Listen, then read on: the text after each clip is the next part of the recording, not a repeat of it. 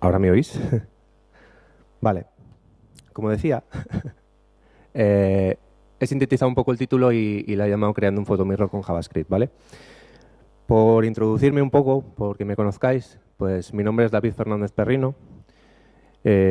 Mi Twitter es ese de ahí abajo, aunque no lo uso, solo lo uso para estar al tanto de noticias, de eventos y de todo esto, pero no publico nada ni nada. Y en LinkedIn sí que publico alguna vez en cuando, pero vamos, tampoco, sobre todo si queréis contactarme o algo, seguramente os haga más caso por LinkedIn que por Twitter. Soy arquitecto front en Minsite, Valladolid. Realmente soy responsable de canales digitales de Valladolid. Canales digitales, digamos, lleva un poco lo que es la parte front y la parte de SharePoint, aunque mi punto fuerte, digamos, es el front. Pero bueno, más que nada para que me conozcáis un poco. No os asustéis, esto no es una charla de TED, no os voy a hablar de motivación ni nada así, pero sí quería introducir un poco la idea del photomirror, contándoos estas tres, digamos, esas tres características que un poco hicieron que me decidiese por llevar a cabo este proyecto, ¿vale? En primer lugar, la oportunidad. La oportunidad de hacer este proyecto surge por una idea bastante sencilla, que es una boda, ¿vale? En concreto la mía. Tenía la oportunidad de hacer algo chulo tecnológicamente para un evento que es importante. Entonces, antes que ponerme a elegir menús o cosas así, pues dije, a ver, yo soy mucho más tequi que esto, necesito hacer algo tecnológico. Entonces, gracias, Jorge.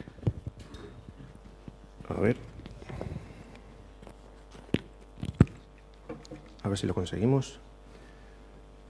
Vale. Decía la oportunidad, eso, al final surge de este evento. La necesidad como tal no era una necesidad imperiosa, es decir, puedes hacer una boda sin un photomirror, por supuesto. Pero bueno, estábamos dando, como anécdota, estábamos dando un paseo por una feria de boda de estas y vimos ese stand con su gran espejo que te hacía fotos y dijimos, joder, ¿esto cuánto vale? Y bueno, cuando nos dijeron que eran como aproximadamente 300 euros la hora, dijimos que seguramente lo pudiésemos hacer de una manera un poco más barata y más a nuestra manera. Además era una boda muy do it yourself, con lo cual el concepto de hacerlo nosotros pegaba bastante, ¿vale? Entonces, digamos que en ese punto nos surgió la necesidad de hacer esto. Y luego la decisión. La decisión es, coño, ¿por qué no? Vamos a hacerlo, vamos a hacer algo chulo, algo nuestro y que digamos que nos represente y que le dé más carácter a este evento. Entonces, una vez que ya tienes estas tres cosas, lo tienes claro, solo tienes que ponerte a ello, solo tienes que ponerte manos a la obra, ¿vale? Os cuento un poco la idea, digamos, un poco la idea general del funcionamiento del photomirror, ¿vale? Voy a aprovechar este maravilloso puntero que me han dejado. Vale. En primer lugar, tenemos lo que sería un monitor, una televisión o como queráis. En este caso, como es un espejo grande, pues necesitamos una televisión en formato grande girada. ¿Vale? Luego el corazón de nuestro espejo va a ser una Raspberry Pi. ¿Por qué una Raspberry Pi? ¿Por qué no una Raspberry Pi? Es decir, al final lo que necesitas es un elemento hardware centralizador de un poco toda la aplicación, ¿vale? A esta Raspberry lo que le vamos a conectar es una cámara DSLR, como esta que tengo aquí, ¿vale? Una cámara pues, semiprofesional o como la queráis llamar. ¿Por qué no una cámara de las que vienen ya con la Raspberry? Pues porque, coño, salen mejor las fotos con esta. Aparte de esto, tenemos una impresora de fotos que también va conectada a la Raspberry y todo lo demás se hace vía web. Es decir, en la Raspberry vamos a tener un servidor web que nos va a dar una URL y a esa URL nos vamos a conectar en la televisión y luego también nos vamos a conectar en un elemento externo que es, en este caso, una tablet. ¿Por qué el elemento externo? Porque la televisión no es táctil, no podemos interactuar con ella y decirle hazme la foto. Necesitamos un elemento que nos proporcione esa capacidad de interaccionar con la televisión. En la televisión únicamente lo que nos va a hacer es mostrarnos una animación, nos va a decir pues haz un poco el tonto o haz 4 saltos o lo que sea y al final, luego veréis el funcionamiento, si no, espero que nos dé tiempo. Este digamos que va a ser el elemento con el que el usuario interacciona, ¿vale? Va a estar más cerca de él y lo demás es más remoto. Aquí arriba pongo el round 1 porque he tenido varios rounds de peleas con esto.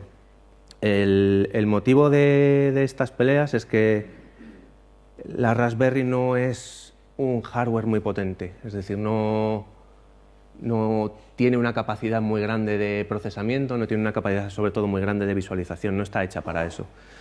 Entonces, cuando se presentan las animaciones en la pantalla, en la visualización, se nota bastante el rendimiento gráfico. Intenté aislar un poco esta parte.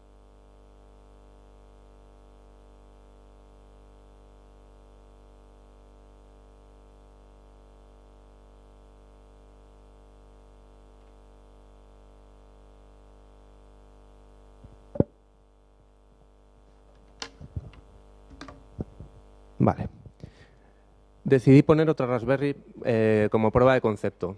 Esta Raspberry va a estar dedicada exclusivamente a dar visualización a la televisión. Al final lo que sí va a hacer es tener un navegador en modo kiosco, que se llama, que únicamente va a mostrar una URL. Simplemente va a hacer eso. La otra Raspberry es digamos, sigue siendo el corazón, hace de servidor de la web y se conecta con la cámara y con la impresora. Este experimento falló también, estrepitosamente, porque aunque esté dedicada a las animaciones, si son un poco complicadas, un poco potentes, no acaban de ir finas y es importante que si tienes una cuenta atrás en el que el 3, 2, 1 es una animación un poco complicada, si se te queda colgado en el 3 y te tira la foto, te queda como un poco ¿qué ha pasado? O sea, que todavía no ha llegado al 1, ¿sabes? No estaba preparado. Entonces, el siguiente aislamiento ya pues fue poner un elemento más potente gráficamente, tipo un Barbon o un portátil, un netbook, algo así, ¿vale? Simplemente con un navegador a pantalla completa y girando el escritorio para que dé ese aspecto de la televisión girada. Con este ha sido el planteamiento final. Lamentablemente esto se me ha ocurrido preparando la charla, no se me ocurrió el día de la boda, entonces pues hubo ciertos problemas ahí con el lag del 3-2-1, pero bueno, como la gente iba borracha no había problema. Así es como quedó un poco el elemento. Esta foto real, es foto de cómo quedó, ¿vale? Ese es el espejo. Os podría hablar de bricolaje y de espejos translúcidos un buen rato, pero creo que no es el foro. ¿Vale? Allí arriba veis la cámara. Aquí había un teclado que quedaba muy bien, pero bueno, por si acaso se colgaba y tenías que hacer un control al suprimir, pues siempre venía bien. Y luego, pues ahí digamos estaba la tablet. Ahí arriba no se ve y hay unas fotos mías haciendo el tonto para que se vea cómo quedaban la disposición de las fotos, ¿vale? Esta es un poco la arquitectura de tecnologías con la que está montado el invento este, ¿vale? Os voy a hablar un poco en detalle de cada una de las capas, sobre todo de la física, de la de servidor y la de presentación. De la capa de entorno de desarrollo no lo he desarrollado, pero bueno, os hablo un poco. Bueno, antes de eso, me gustaría haceros una pregunta. ¿Cuántos de vosotros habéis utilizado alguna vez en vuestra vida JavaScript? Por favor, levantad la mano. Vale, bastante. ¿Y JavaScript moderno, digamos ES6 a partir de ES6? Guay. Vale, ¿cuántos tenéis una Raspberry y habéis cacharreado con ella? Genial. ¿Cuántos no habéis visto Matrix?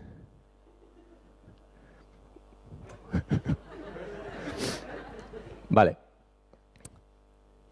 Bueno, por hacerlo, sé que no es muy ortodoxo, pero si en cualquier momento no es ni un código complicado ni una arquitectura complicada, si tenéis alguna duda, prefiero casi que me lo comentemos en el momento a que esperemos al final para aclarar dudas, ¿vale?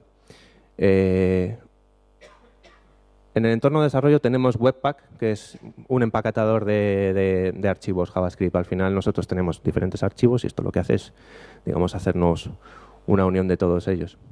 Visual Studio como IDE de desarrollo. Vale, aquí tenemos Slim para reglas de calidad de código. Babel para hacer la transpilación del código S6, S7, S8, SX a S5 compatible con los navegadores. Y bueno, aunque pongo S6 sí que No sé si uso algo también de S7, pero vamos, sin más. Vale, en cuanto a la capa física es bastante sencilla. Tenemos la Raspberry, que está movida por Raspbian, que es el sistema operativo, que es una, digamos, como una especie de fork de Debian para Raspberry, especialmente para su tipo de procesador. ¿Qué necesitamos para Raspbian? Pues necesitamos un navegador. Necesitamos un navegador y que ese navegador esté en modo full screen y en modo CLI. Como necesitamos también aprovechar un poco todo el poder de la Raspberry, no metí ningún entorno gráfico de desarrollo, ningún entorno gráfico de Linux. Lo dejé en modo, digamos, comando, en modo línea de comando, y lo que hice es poner un navegador en modo, pues eso, en modo CLI, con las librerías justas que se necesitan de X11 para que funcione. Aparte de eso, evidentemente necesitamos Node y NPM. Lo que hice también es para aislar un poco la red, porque al final digamos, el transporte de los datos de las fotos y todo eso, pues va a través de la red. Por no meter muchos cables y por tampoco aprovechar que la tablet al final no le puedes meter un cable de Ethernet al iPad que tenía en concreto. Pues lo que hice fue una red privada Wi-Fi, ¿vale? La Raspberry, aparte de tener la cámara y la esta, pues era una AP de Wi-Fi. Necesitamos conectarle una impresora y que la impresión funcione. Y necesitamos también comunicarnos con la cámara de fotos. ¿Vale? Para el tema de la impresora, simplemente con CUPS, que es el sistema de impresión de Linux, pues cubre las necesidades que necesitábamos para imprimir. La impresora que usé es concretamente esta, es una impresora de pequeño formato, que es bastante cookie, la verdad. Y la conexión, aunque la podríamos haber hecho por Wi-Fi, las pruebas que hice con Wi-Fi no funcionaron bien porque en Linux no hay los drivers adecuados para esta impresora. Utilicé un driver un poco de una versión de esta cámara un poco anterior, que por USB va bien, pero por Wi-Fi no iba. Los inconvenientes es que algunas veces, aleatoriamente, sin ninguna razón aparente, la impresora igual cuando tira 3, 4 fotos y imprime, se queda colgada, pone busy y ya no hace nada más. Entonces la apagas, la enciendes y sigue funcionando. Eso, como comprenderéis, en una boda, pues significa que el novio tiene que estar atendiendo todo el rato estas peticiones de soporte. Vale, el código para imprimir es muy sencillo. Al final, intenté utilizar alguna librería de Node para interactuar con la impresora, pero también me dieron problemas. Entiendo que por los drivers o por algún tema así. Al final, lo que utilicé fue directamente como si hiciera por línea de comando. ¿Dónde estás? Aquí. Utilicé como si imprimieras un archivo por línea de comando con LP y con eso tiramillas. Al final lo que utilizamos es el exec de Node. Hacemos la ejecución de ese comando, lo convertimos en una promesa y cuando recibimos la promesa tiramos para adelante y si no tiramos un error, ¿vale? Es muy sencillo, straightforward. Para la interacción con la cámara de fotos utilicé la librería GPhoto 2. ¿Vale? Con esta estoy muy contento, estaba muy bien porque lo he probado con diferentes cámaras y sin problema. No tienes que decirle, tírame a esta cámara concreta con este UID o tal, no. Con esto enchufas la cámara y tira. Lo he probado con varias DSLR, lo he probado también con alguna cámara compacta y va muy bien. El problema es que las librerías de Node que existen para interactuar con GPhoto tampoco van muy finas. Me dan problemas, a veces no tiraba la foto, a veces se quedaba colgado y tenías que desenchufar la cámara y todo eso luego a la hora de la verdad no lo podía hacer. Entonces también digo, joder, pues si por línea de comandos funciona, pues he hecho algo parecido que con la impresora, ¿vale? Esta cámara, la 550, es esta, aunque es en versión americana, pero vamos, es la misma que usé en la boda. Es muy importante que al final, como hemos escrito una librería, por así decirlo, vamos, no es una librería, es un cacho código, alrededor del comando GPhoto 2, como al final capturamos la salida estándar de comandos y la salida de errores, es muy importante que la versión de GPhoto sea esta. si utilizáis el código que yo he hecho. Si utilizáis otro, podéis hacerlo como queráis. Básicamente porque las expresiones regulares que utilizo para detectar si ha ido bien o ha ido mal cambian mucho entre versiones, por lo que he visto, porque al subir versión no me funcionaba, me volví loco y luego al final era porque el mensaje de error que devuelve es un poco diferente. Como además no he hecho ni un test, pues... Vale, este es el código un poco de conexión con la cámara, ¿vale? Esto es lo que os comentaba antes, que también utilizo exec. Sharp es una librería de Node para hacer transformaciones en fotos, para hacer, pues digamos, hacíamos un cambio de tamaño. Y luego estas son las expresiones regulares para cuando ha ido bien y cuando ha ido mal, ¿vale? Aquí directamente cuando ha ido bien nos devuelve el nombre del archivo donde lo ha guardado en nuestro servidor, ¿vale? En ese sentido, ejecutamos el comando, que este es el mismo comando que ejecutaríamos por línea de comandos para descargarte la imagen y recibiríamos la respuesta y lo que hacemos aquí es renombrar el archivo a la hora y fecha actual. Hacemos unas transformaciones, lo guardamos y para adelante. También bastante sencillo.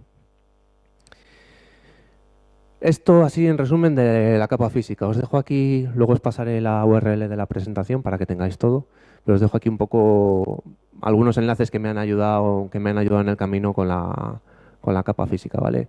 Cómo poner Raspberry en modo AP, cómo instalar y configurar CUPS, cómo poner Chromium en modo kiosk. Bueno, se me ha olvidado comentaros el detalle de Chromium, pero bueno, que Chromium también no se caracteriza por consumir pocos recursos, pero bueno, probé también otros navegadores como Firefox o alguno específico para Raspberry, pero el modo kiosco de estos es bastante más feo que el de Chromium. Pero bueno, cómo arrancar un servicio de Node como demonio, el enlace a Raspbian, pBakery, que es para... no me sale la palabra, para quemar las imágenes de Raspbian en las tarjetas SD. Aquí están los enlaces a las librerías de Gfoto, a las versiones, creo que he puesto el enlace a las versiones concretas, que luego al final, si lo instalas desde Raspbian no hay problema porque te las instala por defecto, pero si las instalas, por ejemplo, en el portátil, las tienes que compilar desde el código fuente y todas estas cosas. Y luego ZRAM también, que lo utilicé para optimizar un poco los tiempos. Al final lo que trabaja es un poco con la memoria virtual de la Raspberry, ¿vale? En cuanto a la capa servidora, vale, pues estas son las tecnologías que usé un poco. Bueno, Nux, que os sonará porque mi tocaya de apellido Cristina dio ayer un fantástico taller sobre ello. Si habéis ido, no os puedo contar nada nuevo sobre Nux, pero bueno, está basado en Nux. Lleva Node, evidentemente.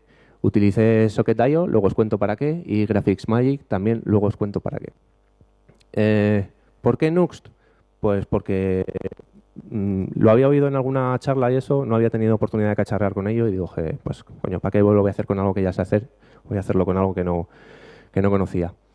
El año pasado, cuando lo empecé a hacer, estaban en la versión 1.0.0 y la semana pasada, cuando me puse a actualizarla, están en la versión 2.5.4. La verdad es que no he tenido mucho problema a la hora de actualizar. Ha sido cambiar la versión y ha funcionado. Entonces, eso, la verdad es que es de agradecer, que muchas veces los cambios entre versiones mayor son desastrosos. Vale, por hablaros un poco de Nux, pues es un framework universal, ¿vale? ¿Qué significa esto de framework universal? Pues que intenta cubrir tanto la parte servidora como la parte frontal, ¿vale? Para la parte de server, ahora, en su momento no, pero ahora sí, tiene un CLI bastante potente que te permite elegir entre diferentes frameworks de servidor.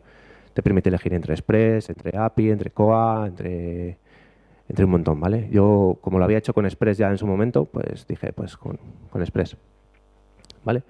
Para renderización te permite elegir entre el formato server-side rendering, o sea, renderización por el propio servidor de Node que has elegido, o bien en formato SPA. Como aquí hay código de servidor y código de frontal, pues lo dejé en modo universal, en modo SSR, ¿vale? Y Express pues lo he utilizado para la capa de servicios un poco que habéis visto antes. La estructura un poco de carpetas de Nux es esta que veis aquí. Principalmente la que afecta a la capa de servidor es la parte de server, la carpeta de server. Luego, si queréis, os hablo un poco más, aunque bueno, si fuisteis al taller, pues ya te digo que poco os voy a poder aportar. La estructura que yo tengo de server un poco es esta, ¿vale? Aquí tengo las APIs, que pues principalmente son las APIs de comunicación con la cámara, porque no hay mucho más, y luego pues el servicio de impresión. Aquí tengo el pequeño wrapper que escribí para la interacción con la cámara con Gfoto, pues el archivo de entrada al servidor. Y luego tengo aquí un módulo de proceso por separado, que luego también os cuento, que lo saqué a un worker separado para optimizar un poco los tiempos. Socket.io. ¿Por qué uso Socket.io? Porque necesito comunicar eventos entre los diferentes elementos. Es decir, necesito que el navegador que se está viendo en la televisión se entere de cuándo yo le he dado a la tableta al botón de foto, ¿vale? Pues un poco para esa comunicación por mensajes entre los diferentes elementos es para lo que utilice Socket.io. De un modo muy básico, ¿vale? Simplemente hay definidos unos cuantos eventos, pues por ejemplo home es cuando quiero que te redirijas a la home, inicio es cuando le doy al botón de foto y al final rediriges a un sitio o a otro, y foto, que es cuando tira la foto y necesito comunicar además qué archivo es el que se ha generado, ¿vale? Son esos 3 eventos son los que se usan, bueno, aparte del de desconectar. Eso en la parte de servidor. En la parte cliente, pues nada, lo inicializas y a correr, no tiene más. Vale.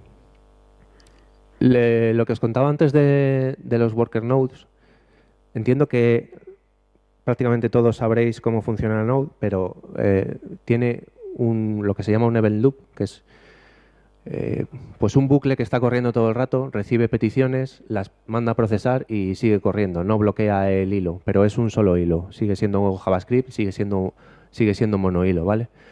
Entonces, en el momento en el que tienes una tarea que exige cierta demanda de carga o cierto proceso, necesitas un extra, necesitas sacar cosas del hilo principal y es lo que hice con Worker Nodes, ¿vale?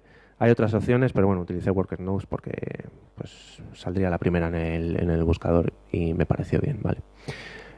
Al final también es bastante sencillo el código para usar. Al final lo que declaras es un nuevo objeto de Worker Nodes, le dices el archivo donde tienes el código JavaScript y al final ese código sería más o menos así. Lo que puede ser más complicado, pero yo como solo necesitaba una función, pues lo que hice fue exportar una función que recibía una lista de imágenes y un nombre y al final hace una serie de procesos. ¿Qué procesos estoy haciendo aquí? En esta fase de Worker Node estoy haciendo la composición de las imágenes porque se pueden mandar 1, 2 o 3 imágenes. Entonces, en función del número de imágenes que haya, te hace una composición u otra, ¿vale? Hace la composición de imágenes, le pone una marca de agua y lo manda a imprimir, ¿vale? Todo eso lo hace en el hilo separado porque realmente en tu pantalla principal ahí no necesitas nada más. Necesitas que lo haga por debajo, pero tú que puedas, por ejemplo, volver a lanzar una nueva petición de foto, ¿vale? No tienes que esperar a que se imprima para hacer una nueva. Vale. Multer es un middleware de Express que sirve para manejar las peticiones multipart, ¿vale? Cuando tenemos involucrados archivos binarios en nuestros servicios y queremos, por ejemplo, hacer un upload, normalmente los vamos a manejar como multipart. Entonces, para trabajar con ello Express directamente no puedes, tienes que utilizar un middleware y Multer es yo creo que es la opción más correcta y la más utilizada, ¿vale? En la parte servidor, al final, lo que tenemos es un servicio de upload, es un endpoint de upload, que lo que recibe es un array de archivos que puede ser de 3 dependiendo de la selección del usuario. Y al final lo que aquí hacemos es mapear los archivos y almacenar los nombres, ¿vale? Y en la parte de cliente, pues nada, lo que tenemos es que crear un form data, igual que lo haríamos en cualquier código JavaScript de cliente, ¿vale? Y para cada uno de ellos le hacemos aquí está involucrada otra librería de front que luego os comentaré, que es Cropper. Pero al final lo que nos devuelve es un binario, es un blob, y ese binario lo añadimos al form data que hemos creado y para arriba, ¿vale? Esta parte también es importante. Y GraphicsMagick, que al final es una librería de transformación de elementos gráficos, Pues lo utilizo para dos cosas, como os he comentado antes, para la marca de agua y para la composición de imágenes, ¿vale? Los tiempos son, bueno, en el portátil van bien, pero en la Raspberry pues igual se tira a 30 segundos procesando las fotos, dependiendo de la composición. Si en el caso más extremo, que es el de 3 fotos, se tira bastante tiempo. Esto no lo he podido mejorar, entonces bueno, luego os paso el código fuente y si veis algo que podéis aportar, se agradecerá. ¿Vale? Un disclaimer aquí, por si luego utilizáis esto para montaros en casa el cacharro, aparte de la dependencia de NPM, de GM, también hay que instalar Graphics Magic en Raspbian, que en las transparencias de antes de la parte física no lo comenté, pero bueno, porque esté también por ahí localizado. Y estos son un poco los enlaces de interés que os pongo para la parte de servidor. Está Nux, está Express, Socket.io, Multer, Worker Notes y Graphics Magic.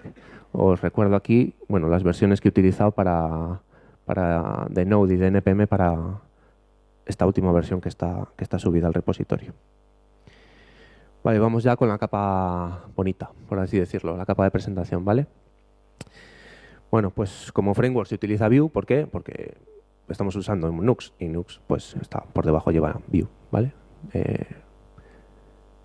Pues nada, ¿qué deciros de Vue? Pues que es uno de los 3 grandes ahora mismo. Quizá, en mi opinión, su mejor baza es que mezcla bastante bien conceptos de Angular y de React, en mi opinión. Tiene otras muchas virtudes, pero bueno, al final, como ayer comentaban compañeros, al final el framework que decidas vas a poder hacer lo mismo. De una manera u otra los conceptos son bastante similares. Y lo que Nux nos aporta son superpoderes, o sea, supercarga Vue para hacer cosas más fáciles, más complicadas de manera más sencilla, perdón. Por si no habéis visto nunca un componente de Vue, que supongo que sí, pero bueno, al final tienes una parte como pues de elementos HTML o de componentes personalizados, tienes una parte de script y luego tienes una parte de estilo en el mismo archivo. Lo puedes separar, pero bueno, el concepto también es tenerlo un poco elementos bien identificados con su estilo, su lógica y su visualización en pantalla, ¿vale? Esta es un poco la estructura de Nux que os comentaba antes. El corazón es la configuración. Aquí pues configuras desde el host al que tu cliente REST se conecta, el puerto, las cabeceras del archivo HTML principal, todo tipo de cosas lo configuras aquí, ¿vale? Por comentaros un poco así rápidamente qué otras cosas hay en la carpeta, pues la carpeta de estáticos, donde puedes almacenar CSS, pues CSS, lo que quieras. Los componentes, que serían elementos de Vue que tú luego vas a reutilizar en tus diferentes rutas o tus diferentes pantallas. Los layouts, que son al final unas visualizaciones que luego vas a utilizar como base, es decir, tú puedes decir, tengo un layout con un sidebar a la derecha y tengo otro layout con un sidebar a la izquierda. Pues puedes utilizar uno u otro extendiendo fácilmente, entonces lo tienes más centralizado. Los middlewares, que te permiten añadirle propiedades a la instancia de Vue antes de que le llegue a tu componente. Las páginas, que automáticamente todos los archivos .vue que te encuentre ahí ya te declara las rutas. No tienes que andar tú en el router diciendo esta ruta, este componente. Directamente pones aquí los archivos y te lo automagia. ¿Vale? Los plugins, que también es para añadir, pues por ejemplo, si quieres usar Axios o quieres usar alguna librería gráfica, pues también normalmente la configuras aquí, o Socket.io o cualquier cosa. La parte servidora que hemos hablado antes. La parte de estáticos, que al final son archivos estáticos que tú vas a llamar directamente con la URL de tu servidor y diciendo el nombre del archivo. La parte de store utiliza Vuex, que es la gestión del estado, pero bueno, yo en este caso no la necesitaba, así que no la he usado, podía haber borrado la carpeta. Parte de test, que está ahí por aparentar, porque lo siento, no hice test. Lo siento, Ricardo. La parte de uploads, que es donde se suben las imágenes que al final se procesan. Y luego un poco pues la configuración de Babel, la configuración del editor, configuración de Git, de Jest, etcétera, etcétera, etcétera. Vale.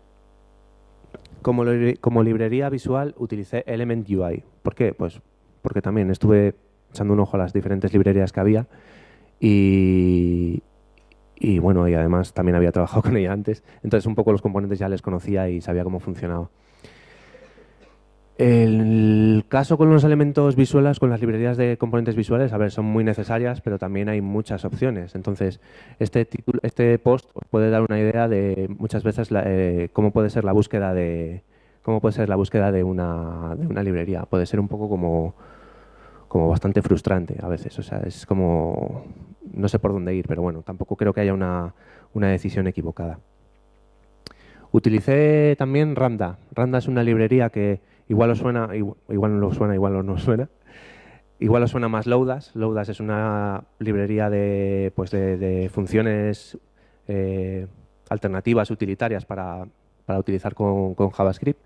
Pues Ramda es un enfoque similar, pero en funcional, ¿vale? O sea, en vez de, al final, utilizas programación funcional para hacer diferentes utilidades. Y lo bueno que tiene Ramda es que siempre te devuelve nuevas instancias de objetos, con lo cual luego la detección de cambios en Vue es mucho mejor. Porque si tenemos un objeto que cambiamos una propiedad, a veces nuestros frameworks no se dan cuenta de que ha cambiado una propiedad. Pero si cambiamos la referencia entera al objeto, ahí ya se da cuenta. Entonces esto siempre nos devuelve este tipo de elementos, ¿vale? Como ejemplo, dos ejemplos muy sencillos. Un append y un reject que hace operaciones sobre un array. Pues aquí simplemente pues es te crea un nuevo array añadiéndole este elemento. Y aquí pues un enfoque de eliminar. Pues un enfoque que con esta clave, si la clave es igual que el ID, pues la elimina de este elemento, ¿vale? Bastante también, una vez que le pillas el truco. Y la librería que os comentaba antes, que utilicé también en la parte frontal, es CropperJS. CropperJS la he utilizado para cuando recibimos las imágenes luego lo veréis mejor en la demo, cuando recibes las imágenes en la tablet, tienes la posibilidad de recortarlas, de ampliarlas, de coger elementos para adaptar la composición que se está creando como tú quieras. Entonces Cropper está utilizada para ello. Lo que digo aquí, al final lo complicado de Cropper no es su utilización, es que tenemos una composición de fotos que es dinámica. Al final podemos tener una, dos o tres. Entonces, el recorte de las imágenes y todo esto y el área a recortar va a depender mucho del número de elementos que hayamos elegido. Entonces, eso es lo que le ha dado la complejidad, digamos, a la ruta que yo he llamado de drag and drop, que es la que utiliza Cropper para la composición, ¿vale? Como cliente REST he utilizado Axios. Podía utilizar Fetch perfectamente, pero me da rabia hacer una llamada extra a la Promise. Bueno, soy bastante vago, entonces decidí ahorrarme ese paso extra, pero vamos, sin más. Y estos son un poco los enlaces de la capa de presentación. ¿Vale? Tenemos Nux, que no lo había puesto antes, Vue, Element UI, Ramda, CropperJS y Axios. Como antes os comentaba las versiones que he utilizado de Node y la versión que he utilizado de Nux, ¿vale? Antes era la 1, como os he comentado, pero bueno. ¿Hasta aquí alguna pregunta, alguna cuestión que queráis comentar? Vale, eso es que está todo claro. Sí.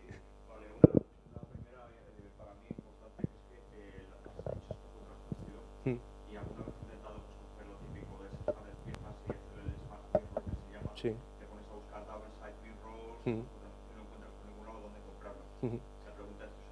Sí. Tengo un sitio, tengo un enlace a un sitio, es en Estados Unidos, eso sí que es verdad. Lo compré en Estados Unidos porque sí que había sitios en Europa, pero me costaba encontrar uno con las dimensiones y las características que un poco necesitaba.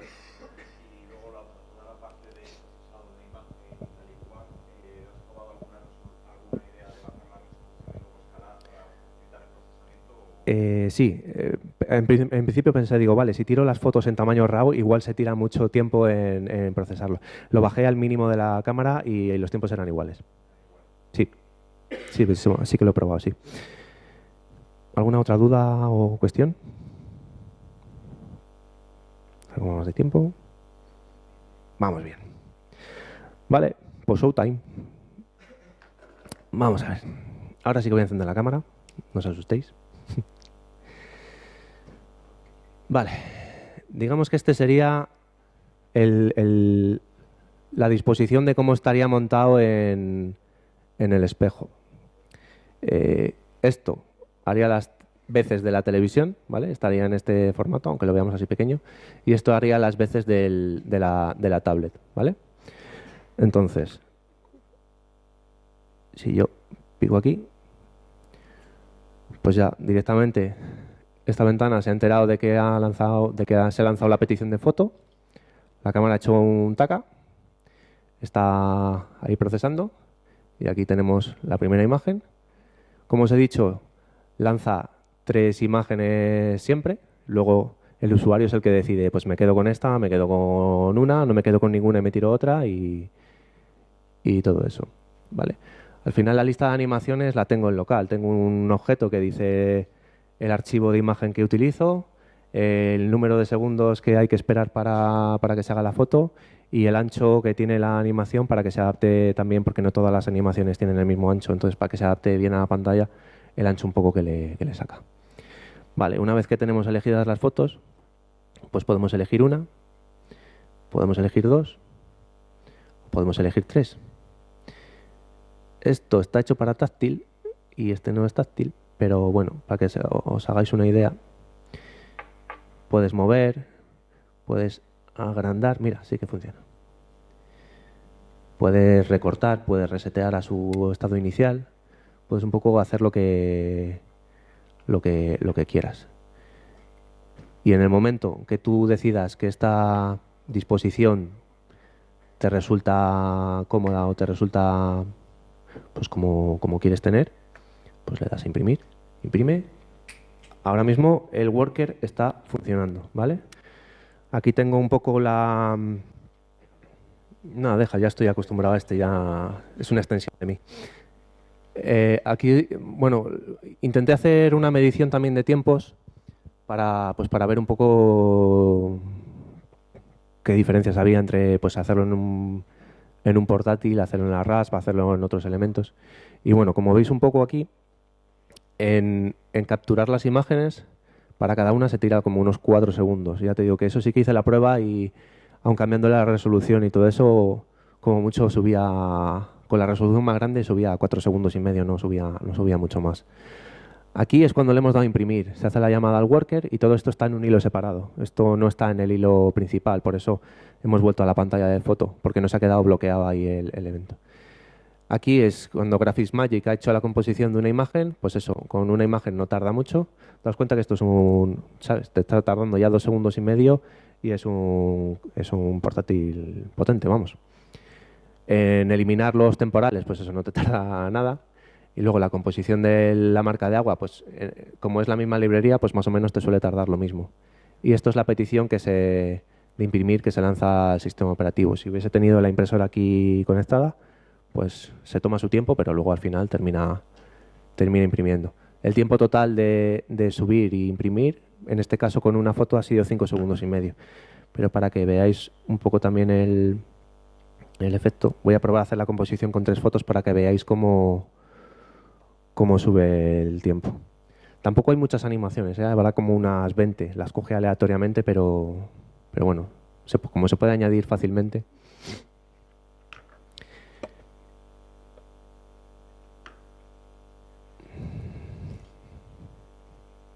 Voy a acabar antes de tiempo. Sí, perfecto. Vale, os cuento ya esto, os enseño dónde está el repositorio y si tenéis alguna otra duda o queréis ver alguna parte específica de código me lo comentáis. Si hago la composición de 3. Vale. Como veis, la captura de las imágenes ha sido exactamente igual. Y no sé por qué está diciendo que está haciendo la de 2 imágenes, porque es de 3. A veces esto me pasa, reinicias el servidor de Node y eso es que igual, como estaba arrancado de antes, pues no lo hace. Pero bueno, veis que la diferencia tampoco es muy grande. De proceso de 1 a 2 son 1 segundo más.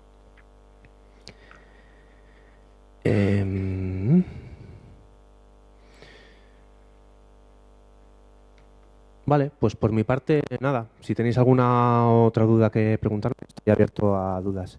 Si queréis, mi idea era luego en el stand de Minsite que tenemos ahí fuera, tenemos el monitor y quería montarlo. Me he traído la Raspberry, me he traído la impresora, me he traído la cámara. Montamos ahí el Staribel y si queréis acercaros, pues nos hacemos unas fotos y os las lleváis de recuerdo, ¿vale? Este es el repositorio de código. Es público, por supuesto. Si queréis contribuir, usarlo para vuestras fiestas y todas estas cosas, pues a vuestro antojo. Y nada, pues una vez más me podéis encontrar aquí y por aquí por los pasillos. Si tenéis cualquier duda o lo que queráis, pues aquí me tenéis. Muchas gracias.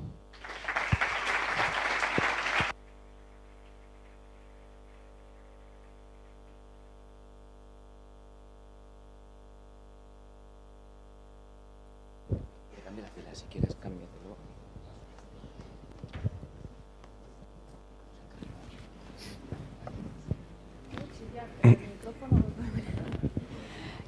Cuando me parece brutal, sobre todo que os embarcaseis ahí preparando una boda en todo esto. Sí, fue una boda muy do it yourself, o sea, fue todo... La pregunta era, cuando hicisteis luego retrospectiva de todo el tiempo, todos los materiales que os llevó, ¿al final compensó o Compensó, no? sin duda. Sí, compensó. Sí, sin Vale. duda. Yo, vamos, si me volviera a casar, me volvería a casar de la misma manera. Sí, o sea... la verdad es que ya esto fuera parte de lo tecnológico, le da un ambiente muy íntimo a la ceremonia y le da un carácter muy especial. O sea, es algo que dices, pues no es algo que pueda hacer cualquiera en su boda. Es algo que es tuyo, lo has hecho tú y te queda para siempre el recuerdo, vamos. Aunque haya ido como el culo en la ceremonia. Vale, gracias. Nada. ¿Otra pregunta?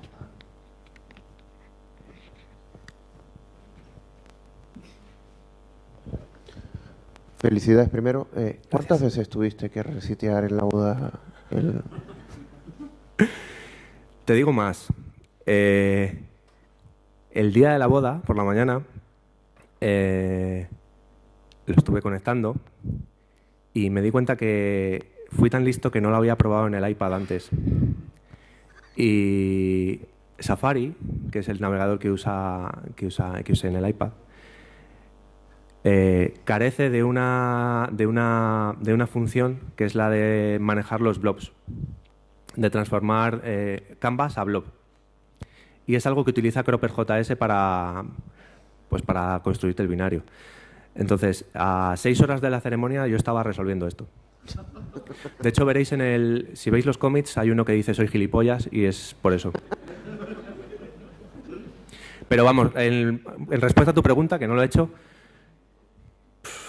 5 o 6 veces tranquilamente. Ok.